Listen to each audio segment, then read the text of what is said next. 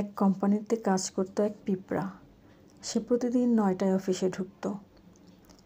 তারপর কারোর সঙ্গে সময় নষ্ট না করে সঙ্গে সঙ্গে কাজে বসে যেত।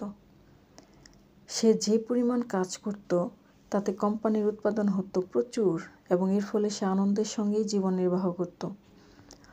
ওই অফিসের সিইও সিংহ অবাক হয়ে দেখত এই পিঁপড়াটি কোনো ধরনের সুপারভিশন ছাড়াই প্রচুর কাজ করছে। সিংহ ভাবল, পিঁপড়াকে যদি কারো সুপারভিশনে দেওয়া হয় তাহলে সে আরও বেশি কাজ করতে পারবে। কয়েকদিনের মধ্যেই সিংহ একটা তেলাপোকাকে পিঁপড়ার সুপারভাইজার হিসেবে নিয়োগ দিল। সুপারভাইজার হিসেবে এই তেলাপোকাটির ছিল দীর্ঘদিনের অভিজ্ঞতা, আর সে দুর্দান্ত রিপোর্ট লিখতে পারত। তেলাপোকাটি প্রথমেই সিদ্ধান্ত নিল এই অফিসে একটি অ্যাটেন্ডেন্স সিস্টেম থাকা উচিত।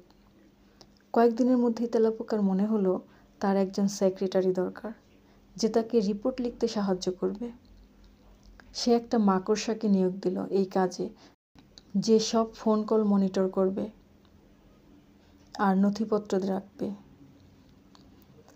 সিংহ খুব আনন্দ নিয়ে দেখল যে তেলাপোকা তাকে প্রতিদিনের কাজের হিসাব দিচ্ছে আর সেগুলো বিশ্লেষণ করছে গ্রাফের মাধ্যমে। ফলে খুব সহজেই উৎপাদনের ধারা সম্পর্কে ধারণা নেওয়া যাচ্ছে। সিংহ সেগুলো বোর্ড মিটিংয়ে প্রেজেন্টেশন আকারে পেশ করে বাহবা পাচ্ছে। কিছুদিনের মধ্যেই তেলাপোকার একটি কম্পিউটার ও লেজার প্রিন্টার প্রয়োজন হলো এবং এগুলো দেখভালের জন্য আইটি ডিপার্টমেন্ট গঠন করলো। আইটি বিশেষজ্ঞ হিসেবে নিয়োগ পেল মাছি। আমাদের কর্মী পিঁপড়া যে প্রতিদিন অফিসে এসে প্রচুর কাজ করে মনের সুখে গান গাইতে গাইতে বাসায় ফিরত, তাকে এখন প্রচুর পেপার ওয়ার্ক করতে হয়। সপ্তাহের 4 দিনই নানা মিটিংয়ে হাজিরা দিতে হয়।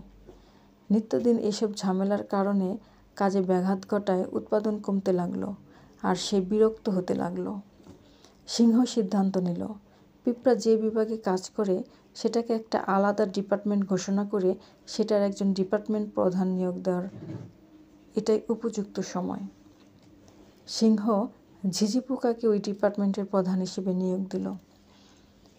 ঝিঝি পোকা প্রথম দিন এসেই তার রুমের জন্য একটা আরামদায়ক কার্পেট ও চেয়ারের অর্ডার দিল।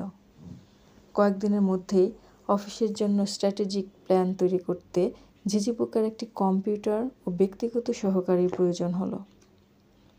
কম্পিউটার নতুন কেনা হলেও ব্যক্তিগত সহকারী হিসেবে ঝিঝি পোকা নিয়োগ দিল তার পুরনো অফিসের একজনকে। পিঁপড়া যেখানে কাজ করে সেখানে আগে ছিল চমৎকার একটি পরিবেশ। এখন সেখানে কেউ কথা বলে না, হাসে না, সবাই খুব মনমরা হয়ে কাজ করে। ঝিঝি পোকা পরিস্থিতি উন্নয়নে সিংহকে বোঝালো অফিসে কাজের পরিবেশ শীর্ষক একটি স্টাডি খুব জরুরি হয়ে পড়েছে। পর্যালোচনা করে সিংহ দেখতে পেল পিঁপড়ার বিভাগে উৎপাদন আগের তুলনায় অনেক কমে গেছে। কাজেই সিংহ কয়েকদিনের মধ্যেই স্বনামখ্যাত কনসালটেন্ট পেঁচাকে অডিট রিপোর্ট এবং উৎপাদনের বাড়ানোর উপায় বাতলে দেওয়ার জন্য নিয়োগ দিল। পেঁচা 3 মাস পিঁপড়ার ডিপার্টমেন্ট মনিটর করল, সবার সঙ্গে 1-to-1 কথা বলল, তারপর বেশ মোটাসোটা একটা রিপোর্ট পেশ করল সিংহের কাছে।